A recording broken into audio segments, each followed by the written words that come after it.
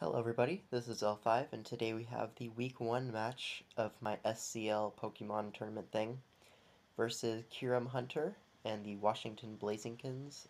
Blazikens, I think that's what their team is called. But anyways, we see his team. He decided to bring Manaphy, Mandibuzz, Raikou, Charizard, that's Mega Charizard X, Tauros, and Nidoking. So he went for a more offensive team with just Mandibuzz thrown on there for defog for Charizard, I'm assuming. So, overall, my team, I think I have a pretty decent matchup. It could be better, but it could also be a lot worse. He did not bring the Cofagrigus, so my Mega Medicham has the potential to do a lot of damage to his team. If you look, nothing switches into a high jump kick.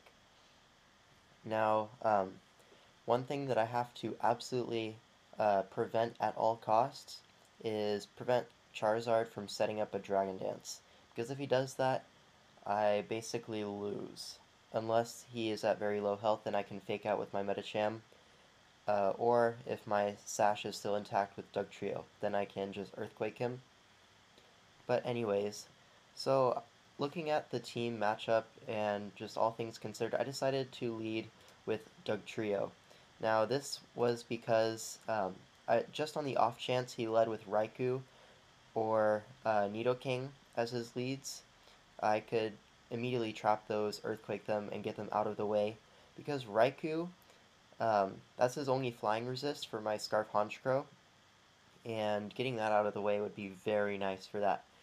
Because after that, I think weaken the Mandibuzz a little bit, and it has no switch-ins. So he does not choose to lead with Raikou or Nidoking. Nidoking for the rocks, of course. But instead decides to lead with Mandibuzz, so he doesn't really have very much offensive presence here. But regardless, I don't want to stay in and pop my Sash for no reason. So I'm actually going to switch out into my Infernape as he knocks off. Now, that's going to do 17% damage, not very much, and he is going to knock off my Focus Sash. Now, I'm going to take this as an opportunity to set up my Stealth Rocks for the Charizard as he whirlwinds me out into Dugtrio. Now, thinking, I have the freest switch to Infernape of my life right here. He's probably not going to knock off, because it's just so obvious to go into Infernape.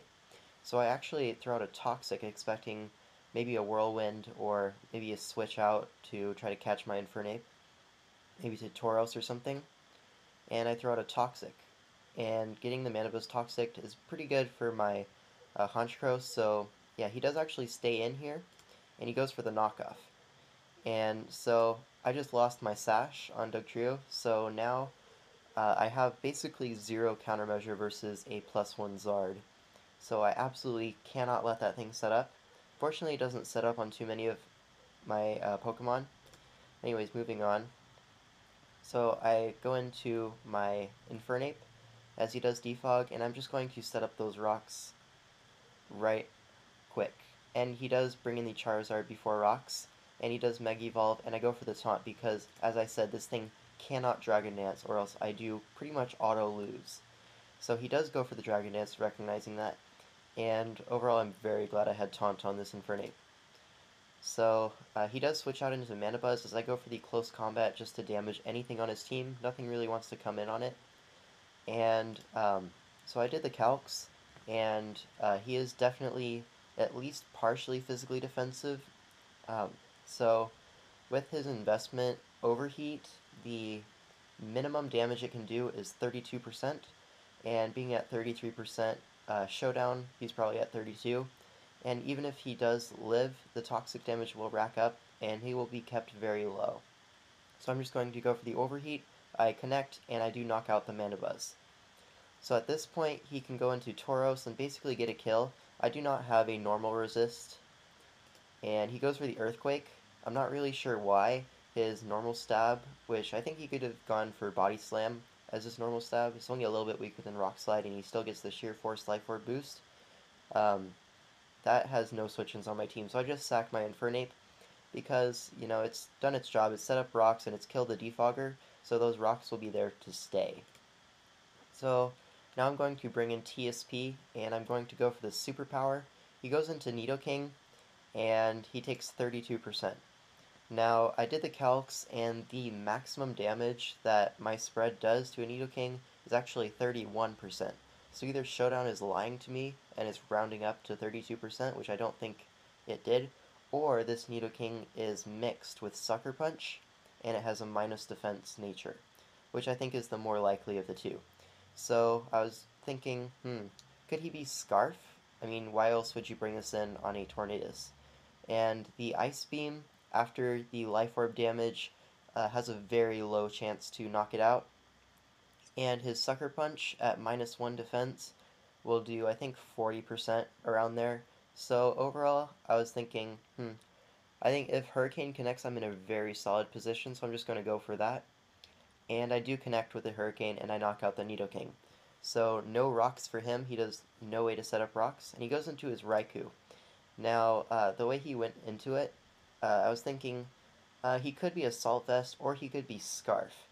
Now, Scarf Raikou does knock out my Life Orb Tornadus at this range with a Thunderbolt, so I don't want to risk one of my most powerful Pokemon versus him to a Scarf Raikou, so I just decide to go out into my my Raichu, as he gets a crit with the HP Ice, and actually switch out, because if he is Scarf, he's going to switch out into Charizard, and I cannot allow that to set up.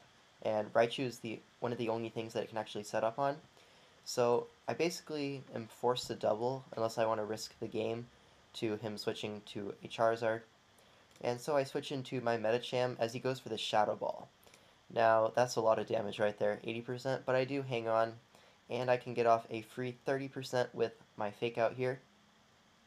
And basically, at this point, I can just go sack my Raichu to this Raikou, and yeah. So originally I thought Raichu was going to do a lot of work this game, but eventually I realized it was just a liability, because Charizard can actually set up on it, unless it's +2, which I don't see myself getting +2 in this game at this point.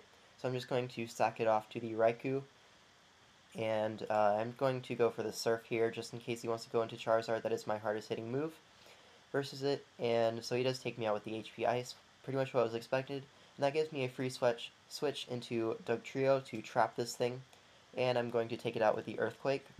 And at this point he goes into Manaphy, because it's the only thing that can really take a hit comfortably from the Dugtrio and threaten it back.